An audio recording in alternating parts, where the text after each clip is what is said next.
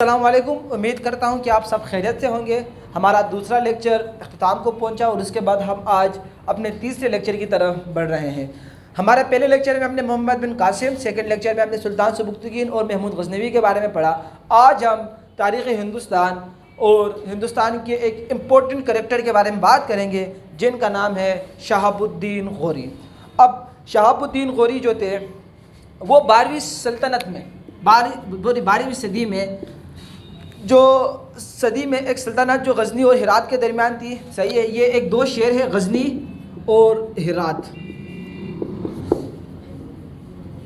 अब बात ये है कि ये अफ़गानिस्तान के दो शहर हैं, गज़नी और हिरात। इनके दरमियान एक छोटी सी सल्तनत थी जिसका नाम था गज़नी। सही है। अब गज़नी सल्तनत जो थी ये तो शुरू में गौरी थी। सही है, ये तो शुरू में गज़नी सल्तनत के अंडर थी। इन दोनों के दरमियान थी गौरी सल्तनत जो कि गज़नी सल्तनत के अंडर थी। लेकिन गज़नी सल्तनत अपने 150 साल बाद क्या हो गई, ज़वाल का शिकार हो गई और ये लोग क्या हो गए, ख़ुद मुख्तियार हो गए। तो इनमें इस वक्त जो था एक नाम आया। सही है, और इसका नाम था अलाउद्दीन। अलाउद्दीन जब आया, सही है, तो अलाउद्दीन जो था ये जब गौरी सल्तनत का बादशाह बना। सही है, तो इसके बाद इनकी कोई औलाद नहीं थी। तो इसकी इंतकाल के बाद इनकी जो सल्तनत थी वो इनके दो भतीजों के दरमियान तकसीम हो गई। इनके दो भतीजों के दरमियान जब तकसीम हुई तो एक का नाम था गयासुद्दीन और दूसरे का नाम था शहाबुद्दीन। अब बात यह है कि ये जो गयासुद्दीन थे ये सल्तनत के बादशाह बन गए और ये जो थे शहाबुद्दीन, सही है, ये बन गए फ़ौज के कमांडर इन चीफ़।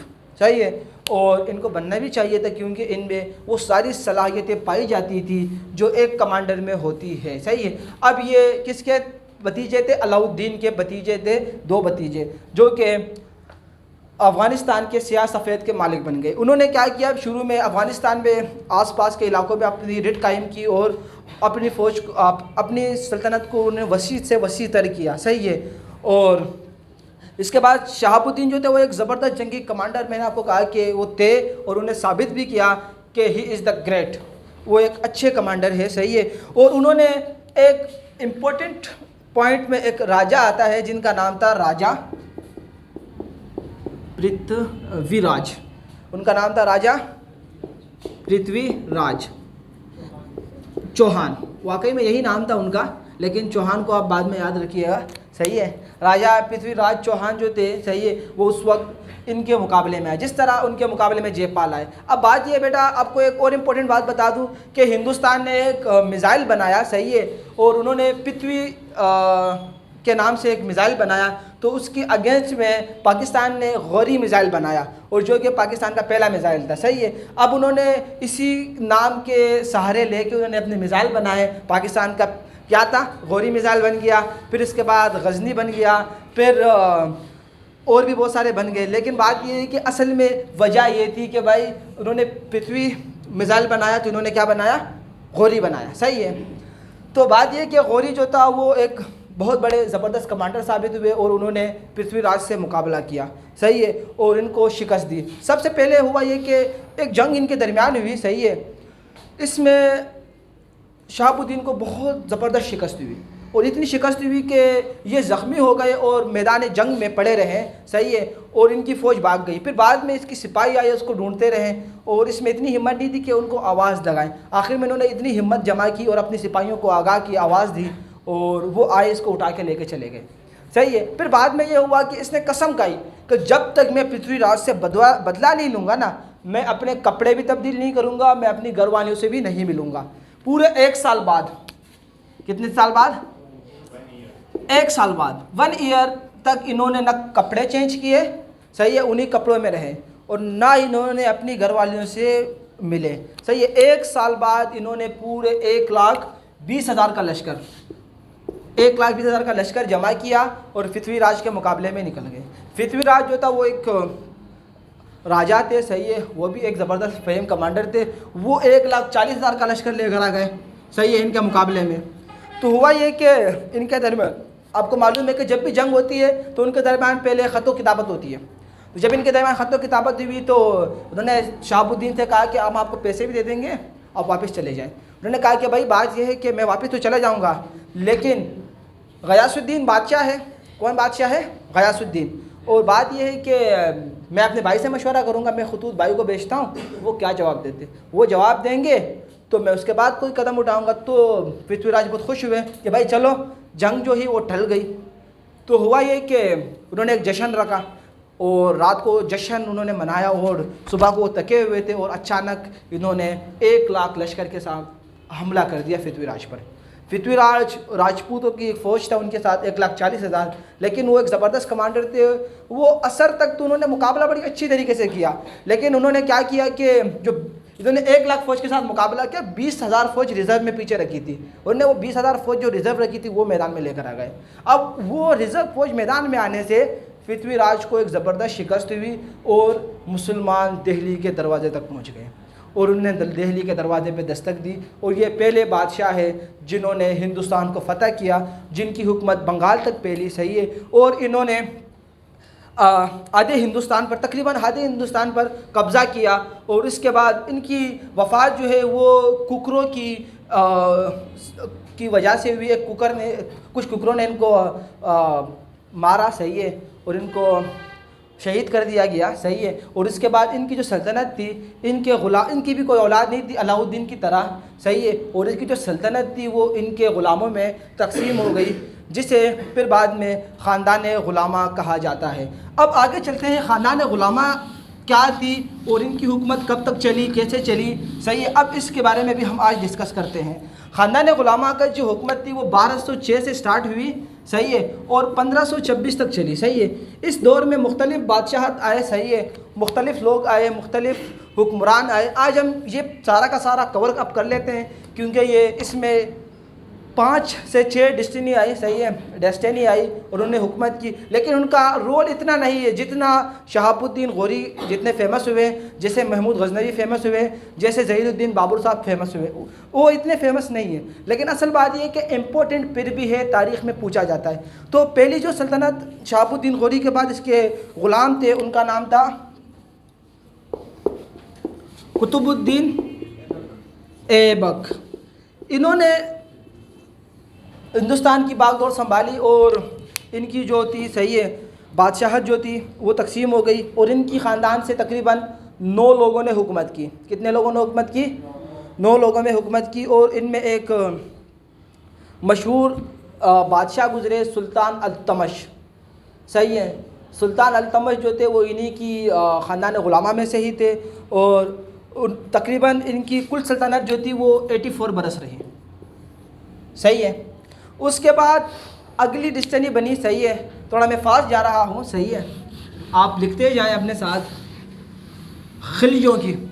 आजकल हमारे जो खिलजी लोग हैं, सही है, हमारी ये सल्तनत बनी फिर हिंदुस्तान पे, खिलजी। अच्छा, ये जो है इनका ताल्लुक़ भी पठानों से है। खिलजी सल्तनत जो थी ये भी अफ़गान से ही ताल्लुक़ रखते थे, सही है। और खिलजियों का दौर का आगाज़ जो है उन्होंने 30 साल तक हिंदुस्तान पर हुकूमत की, ज़्यादा नहीं की इन्होंने, सही है। और इनका ताल्लुक़ तुर्कमेनिस्तान से था और उनके 4 बादशाह गुज़रे हैं, सही है। और इनमें जलालुद्दीन था, जब वो हिंदुस्तान के तख्त पर जलवा अफरोज़ हुआ तो इनकी उम्र उस वक्त 17 साल थी और वो बड़े नरम मिजाज इंसान थे, सही है। लेकिन जलालुद्दीन ने दक्कन फ़तह किया और उसके बाद फिर जो है ये सल्तनत और हमलावरों से मैं ख़ुद को ना बचा सकी और 30 साल बाद ये ख़त्म हुई।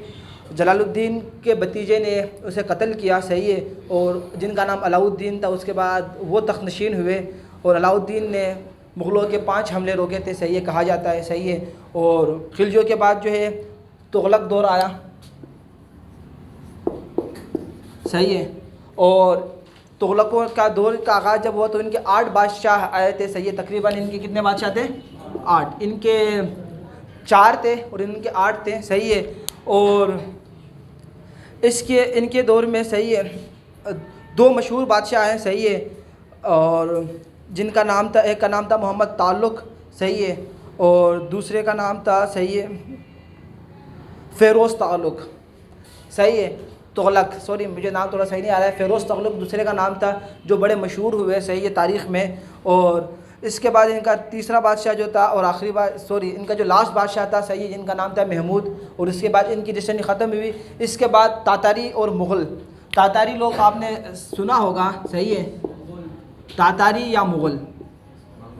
बेटा मैं बात कर रहा हूँ अमीर तैमूर की। बेटा ये एक इम्पॉर्टेंट करेक्टर है, सही है, अमीर तैमूर, सही है, तारीख़ के हवाले से, और इन्होंने बहुत बड़ी सल्तनत बनाई थी। इनका ताल्लुक़ जाता है बेटा चंगेज़ ख़ान से, सही है, और इनका ताल्लुक़ था समरकंद और बुखारा से, और ये वहाँ से निकले थे और उन्होंने दिल्ली पर हमला किया और उसके बादशाह बन गए। ये जहाँ जाते थे सिर्फ इनका नाम था तबाही। अमीर तैमूर का नाम क्या था? तबाही, सही है। ये कहीं पर भी नहीं ठहरते थे। इन्होंने दिल्ली को फ़तह किया और उसके बाद फिर मुख्तलिफ़ लोग आए, लेकिन इनके बाद जो थी एक मशहूर ख़ानदान आया लोधी, सही है, जिन्होंने हुकूमत की, लोधी ख़ानदान ने, सही है।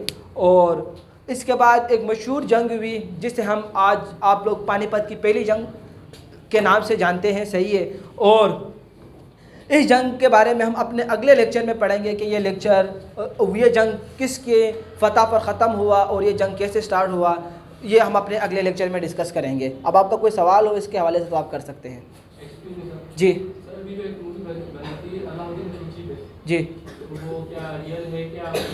बात यह है कि तारीख़ में जब आपकी मूवी बनती है, सही है, तो उसमें बहुत सारे अफसानवी चीज़ें, अफसानवी बातें शामिल होती है, सही है। वो A to Z में नहीं कह सकता कि भाई A to Z जो है बिल्कुल ओके होगी, नहीं, उसमें कुछ चीज़ें ऐसी होती है कि जो राइटर होता है कहानी को इंटरेस्टिंग बनाने के लिए उसमें डाल देता है। जिस तरह अर्तगल की कहानी है, सही है, आजकल बड़ी मशहूर है, सही है, उसमें ऐसी ऐसी चीज़ें शामिल की गई है जो कि तारीख़ की किताबों में है नहीं, लेकिन उसमें शामिल की गई है, क्योंकि जी सर वो उस मूवी में दिखाया जाता है राजपूत और खिलजी हुकूमत के आपस में लड़ाई होती है, बिल्कुल। तो ये जो आप बात कर रहे हैं सारी उसी के हिसाब से? जी हाँ, असल बात ये देखो, इनके इतनी इम्पोर्टेंस नहीं दी गई है तारीख़ के हवाले से। तारीख़ के हवाले से जो इम्पोर्टेंस दी जाती है वो हमेशा 3 बंदों को दी गई है। एक शहाबुद्दीन गौरी को दी गई है, दूसरी जो दी गई है महमूद गजनवी को, तीसरी जो है फिर मुग़ल लिस्टनी है। इन तीनों को सबसे ज़्यादा इम्पोर्टेंस तारीख़ में दी जाती है।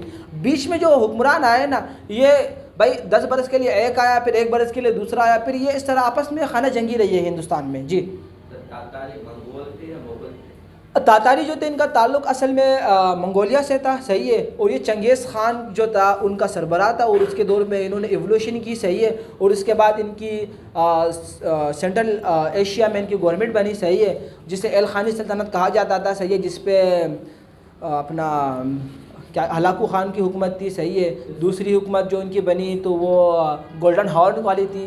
तीसरी हुकूमत इनकी चीन पे बनी, सही है।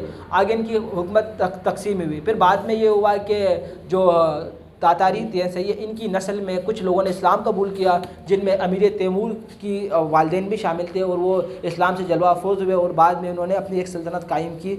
और फिर बाद में ये तैमूरी सल्तनत पूरी हिंदुस्तान पर, ईरान पर, इराक़ पर, शाम पर, यहाँ तक कि तुर्की के कुछ इलाकों पर भी रही, सही है। और ये एक बहुत बड़ी सल्तनत थी। तुर्कमानिस्तान, उज़्बेकिस्तान, सही है, ये सारे इलाके उस पर थे। हालांकि अमीर तैमूर के बारे में लिखा जाता है कि उन्होंने रूस पर भी हमला किया और मास्को का भी फ़तह किया, लेकिन मे भी ये झूठ हो या सच हो, मैं आज तक इसके बारे में मैं रिसर्च कर रहा हूँ, लेकिन मुझे आज तक कोई ऑथेंटिक वर्जन नहीं मिला तारीख़ का। जी, और कोई सवाल?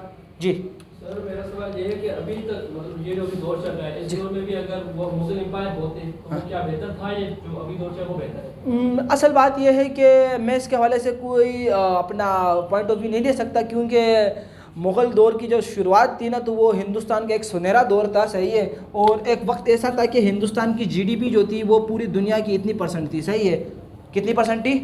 25% GDP हिंदुस्तान की थी। तो अगर 25% GDP पाकिस्तान हिंदुस्तान की उस वक्त थी, सही है, तो बेटा अब आप बताएं कि भाई 1/4, सही है, दुनिया की 4% जो है, यानी 25% GDP होने के नाते सबसे अमीर यही था। तो मैं तो कहूँगा कि भाई अगर वैसे हुकूमत होती जैसे अकबर के ज़माने में थी, जैसे शाहजहां के दौर में थी, तो फिर वो बेहतर था। लेकिन असल बात यह है कि उस वक्त वो इसलिए बेहतर नहीं था इस दौर के हवाले से, क्योंकि उस वक्त बादशाह बनने के लिए आपको जंग करनी थी, सही है। क्या करनी थी? अगर आप आजकल 2 भाइयों के दरमियान जंग हो जाए, सही है, तो क्या आप और मैं ज़िंदा रहेंगे? हाँ, नहीं ना। तो बात ये, तो मैं तो कहूँगा आजकल जमहूरी सही है, जमहूरियत ही सही है, सही है। तो आज मैं जमहूरियत को ही प्रेफर करूँगा। जी सर, सर अभी जो जंग स्टार्ट हुई है रशिया और यूक्रेन के बीच में जी। तो उसके बारे में आपका क्या राय है? मैं तो यही कहूँगा कि यूक्रेन जो था सही है वो सुधरने वाला नहीं था, सही है। मेरा रूस के साथ कोई ताल्लुक़ नहीं है क्योंकि रशियन जो थे वो पहले एथियस्ट थे, सही है, और अभी वो ईसाई है, मुसलमान भी नहीं है, लेकिन और यूक्रेन में भी। लेकिन असल बात ये है कि इनकी पीछे वजूहात थी। जब 1990 में यूक्रेन रशिया से अलग हुआ तो इनका एक दरमियान एक मुआहदा हुआ था कि ये नाटो में दाखिल नहीं होगा, लेकिन ये आज नाटो में जाने की बात कर रहा है। तो रशिया ने इसको पहले वार्न किया था कि आप नाटो में नहीं जा सकती क्योंकि इनके बॉर्डर मिलते हैं। अगर नाटो की फ़ौज आकर इनकी बॉर्डर पे बैठ गई तो रशिया को क्या है, ख़तरा है उनसे, नाटो से, सही है, क्योंकि वो रशिया और नाटो की बिल्कुल बनती नहीं है। तो इसलिए उसने पहले वार्न किया, सही है, और उसके बाद उसने हमला किया। हालाँकि उनको इनकी हिमायत हासिल थी नाटो की, लेकिन आज नाटो बीच में क्यों नहीं आ रहा? वजह ये है क्योंकि रशिया एक भाई सुपर ताकत है, सही है। हम यही कह सकते हैं कि अमेरिका का जो स्टेटस था वो अब खोने जा रहा है। अब नई ताकतें उभर आएगी जिसमें चाइना शामिल होगा, रशिया शामिल होगा। अब जो वॉर है, सही है, वो 5th जनरेशन में चली गई है और 5th जनरेशन वॉर भी अभी ख़त्म होने वाली है, 6th जनरेशन वॉर स्टार्ट होने वाली है, सही है। अब जब 6th जनरेशन वॉर आएगी तो अब मैं तो ये प्रेफर करूँगा कि आप हथियार से न लड़ें, आप दिमाग से ही लड़ें, सही है, सही है। और आजकल वही दिमाग की जंग चल रही है, सही है। ये वॉर अब ख़त्म होने जाएगी, सही है। अब 1 महीने बाद आप समझेंगे भाई टेबल टॉक होगा और 2023-24 में इनका मुआहदा होगा, फिर वही होगा कि भाई हाँ मैं शामिल नहीं हो रहा हूँ, यही होगा भाई, अपनी बात पर उसी पहले वाले मुआहदे पर आएंगे।